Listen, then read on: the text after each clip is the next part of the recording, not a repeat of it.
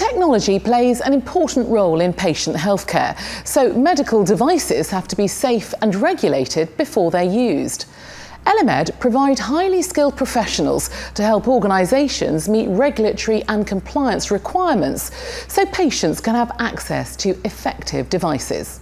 Nick Thatcher went to find out more.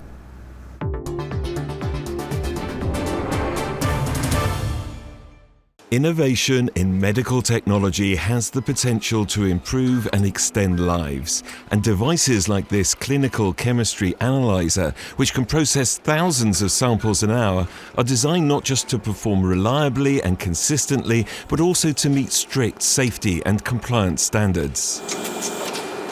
Qualified regulatory professionals for medical devices and in vitro diagnostics liaise with a notified body to make this happen.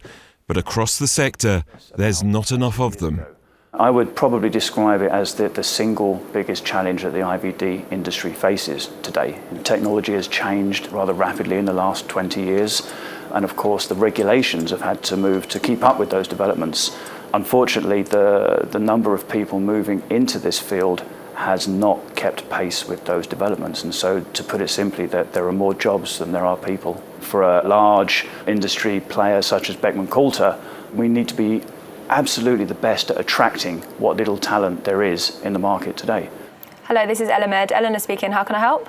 Eleanor Kiria is acutely aware of this challenge. She's a talent acquisition specialist and runs a leading recruitment agency for the medtech industry.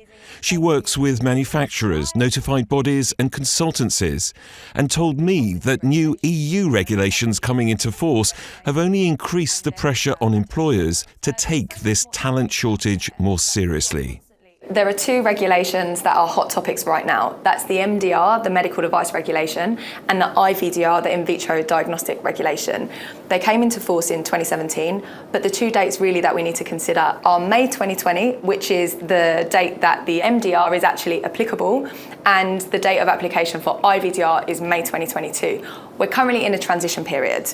The problem and the challenge that we face right now is there are not enough people in place ready to do the job, and so we currently face a big talent shortage, and the clock is ticking and people are concerned as to what will actually happen when May 2020 hits. There will, of course, be benefits and opportunities from the MDR. It will strengthen protections for patients as well as provide some scope for notified bodies to expand their business. But again, recruitment is already an issue here. We're one of the delegated authorities under the MDR at present, which means that it's been a really positive step forward for us.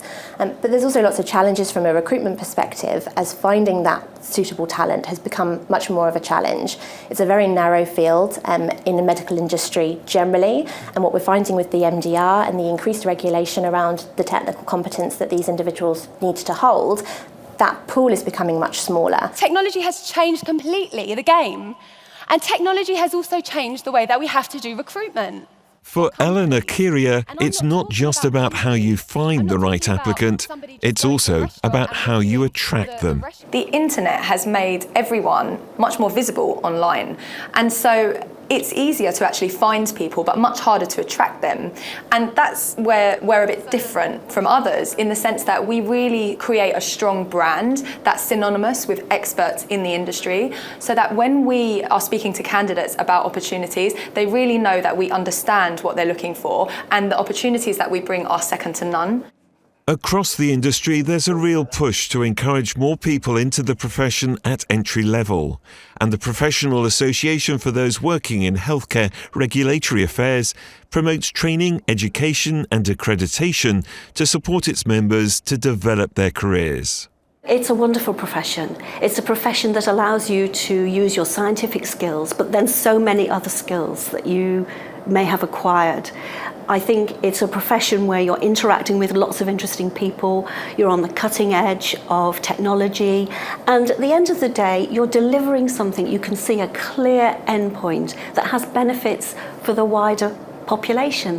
Medical technology is advancing all the time, and attracting qualified regulatory professionals with the right skills and talents will be crucial to ensure we all benefit from it.